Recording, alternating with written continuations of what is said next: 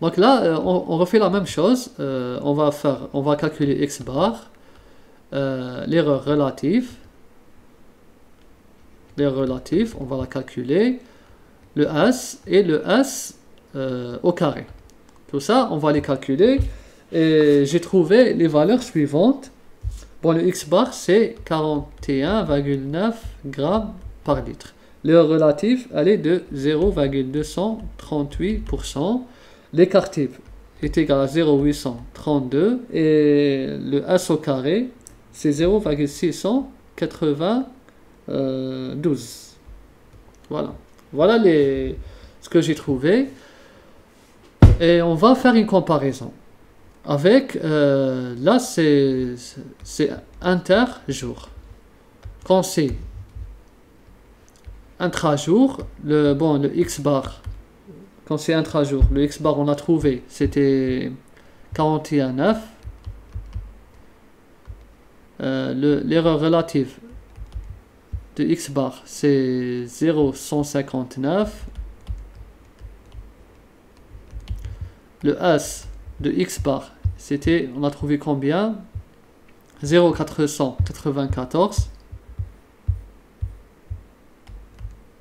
494.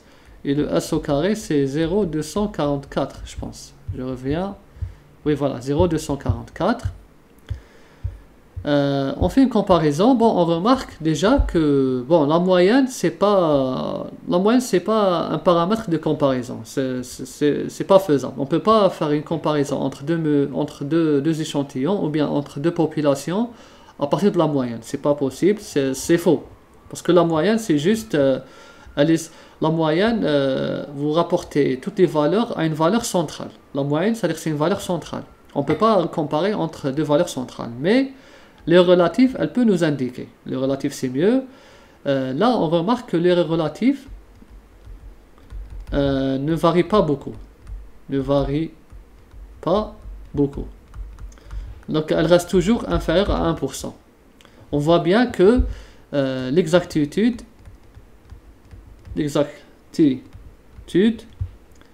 n'est pas affectée par, on va dire, le changement de jour, la variation du temps, ou bien la variation des jours. On voit bien que les relatifs, c'est toujours inférieur à 1, et c'est une bonne chose. Tant que c'est inférieur à 1%, on dit que c'est très exact. Maintenant, bon, pour voilà, c'est ça moins 1%, c'est pas l'autre. Parce que là, si on compare ici, là, on sait que c'était exact. Maintenant, pour l'écart type, c'est différent. Regardez pour l'écart type, là, le S, quand c'est intra-jour, là, regardez, là, c'est presque le double. Vous voyez, c'est presque le double. Là aussi, c'est presque le double. Bon, là, c'est presque le triple, on va dire. Ou bien 2,5 fois 2,5. Vous allez trouver 0,6 et là, 0,8. Là, on remarque que le S et le S au carré augmentent. Et la précision, c'est différent de l'exactitude. Quand vous dites 0,8, là, c'est proche de 1. Et là, la précision, elle a vraiment diminué. D'accord? Elle a vraiment chuté. La précision, c'est pas comme l'exactitude. Elle est très sensible. On voit bien que S et S au carré augmentent, ce qui est vraiment normal. Pourquoi? Car la répétabilité,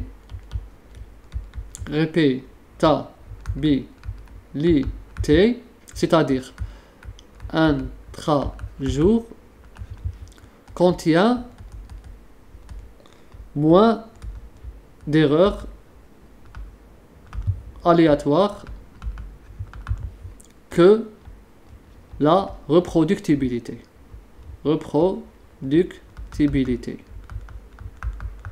reproductibilité, c'est quoi? C'est les analyses inter-jours. On a vu dans le cours, dans quel cas on parle de répétabilité, dans quel cas on parle de reproductibilité. Donc, est-ce que c'était prévisible? Oui, c'était prévisible. Pourquoi? Parce qu'on a réalisé des tests interjours. Et quand on réalise les tests interjours, généralement, les erreurs aléatoires augmentent. C'est ça le truc ici, c'est que on s'attendait à ce que le S augmente, et là c'est beaucoup. De 0,4 à 0,8, c'est beaucoup. La précision, elle est très sensible. C'est normal car quand on change le jour, ou bien l'appareil, ou bien le laboratoire, la reproductibilité, elle va être énormément affectée.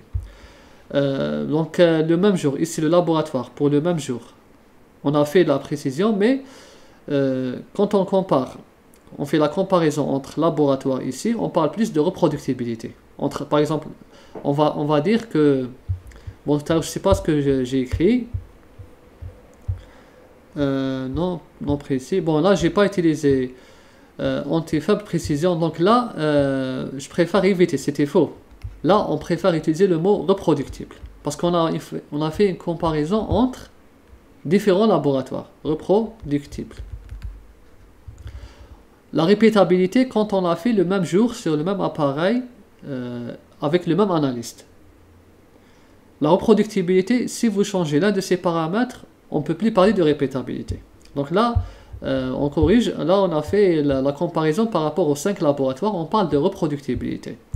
Mais si on fait pour le laboratoire 1 seul, on évalue ces valeurs obtenues individuelles, on parle de répétabilité dans ce cas. Là, c'est répétabilité. D'accord? Comme on a fait ici. Là, on parle de répétabilité. Non, plutôt là, c'est interjour. Interjour, c'est reproductibilité. Et ici, on parle de répétabilité. Donc là, je pense qu'on a terminé